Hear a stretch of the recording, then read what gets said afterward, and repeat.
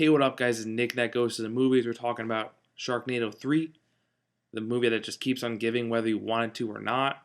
They just keep popping these guys out every summer, and let's be honest, we're going to keep watching them because you never know what's going to come next. This one was a little slower, which is kind of weird because it's a movie about sharks and tornadoes. You don't really need much to make that an interesting movie. Just make it weird, have some random cameos, and there's the movie.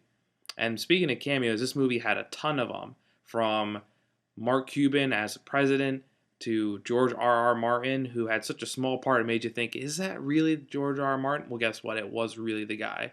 The Game of Thrones Death Master himself had a fatality in Sharknado 3. Oh, hell no.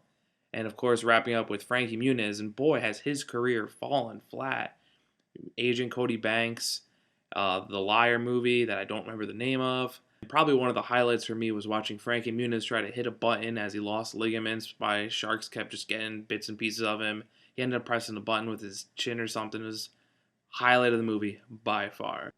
And now, guys, this is our first guest reviewer. We had a radio show back at Ithaca College, Nick's night, and we're bringing in Nick Rojas to talk about Sharknado 3. Probably couldn't have watched it without him. This was a rough movie to watch by yourself.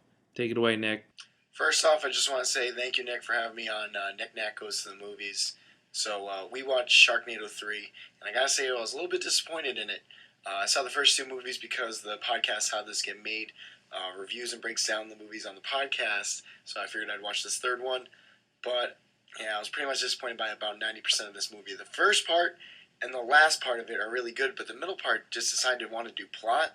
Like, come on, you're a Sharknado movie. Don't try to do plot and try to bore me here. I will say the very ending of the movie with Ian's earrings, space scene of him parachuting into the Earth's atmosphere inside a shark was amazing. And then the delivery of the baby in the shark still blows my mind to this day. I'm still thinking about it. So overall, I give it a C-. But I don't know. Keep watching movies this summer, folks, and I'm sure there'll be ones more entertaining than Sharknado 3. All right, Nick, take it away. Thanks, bud. I can't agree more with you. That middle part of the movie was so boring. I didn't expect to ever be bored during a Sharknado movie. It's a movie about tornadoes, sharks, fatalities. It's just ridiculousness. You can't make that boring, and somehow they did. Definitely the last 15, 20 minutes with the sharks in space, the space lightsaber chainsaw, birthing a baby somehow in a shark. If you take a minute to just think of the logistics of that after you watch that scene, that's where Sharknado hits its money. That's where the fan base comes from. If you were disappointed in the movie, the end was a final nail in the coffin. It was a hashtag of voting at how the movie's going to end. Sharknado is very social media based, and that's how it gets its popularity, but that was taking it probably too far. But let's be honest, as much as this wasn't the best Sharknado of the three, you're going to watch as many as SyFy keeps popping out because they're so weird, and you just want to see how far this franchise can really go. Maybe they'll go to another country. Maybe they'll go to Texas.